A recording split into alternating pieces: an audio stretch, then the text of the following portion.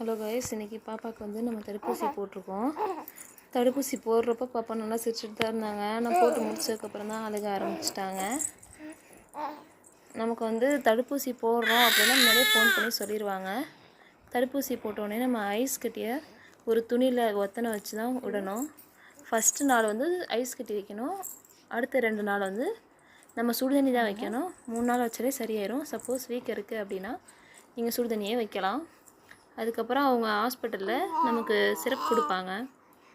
தடுப்பூசி போட்டோடனே சிரப் கொடுத்து, இது ஃபீவர் சிரப்பு, பேராசிட்டாமல் எவ்வளோ மில்லி கொடுக்கணும், எத்தனை மணி நேரத்துக்கு இருக்கணும்னு சொல்லுவாங்க. அதை நோட் பண்ணிக்கோங்க. இது வந்து சளியோட சிரப்பு. நமக்கு கோல்டு இருந்தால் மட்டும் கொடுக்கலாம், இல்லைன்னா தேவையில்லை. ஆனால் பேராசிட்டாமல் வந்து நம்ம கம்பல்சரி. தடுப்பூசி போட்டு நிறைய பேர் பண்ணுற மிஸ்டேக் என்னென்னு பார்த்தீங்கன்னா, நம்ம டெய்லியுமே ஐஸ் க்யூப் தான் வைப்போம். ஆனால் ஐஸ் க்யூப் அப்படி வைக்கக்கூடாது. நம்ம வந்து ஃபஸ்ட்டு டே மட்டும்தான் ஐஸ் க்யூப் வைக்கணும். அதுக்கப்புறம் நம்ம ஹாட் வாட்டர் தான் வைக்கணும். ஐஸ் க்யூப் வைக்கக்கூடாது.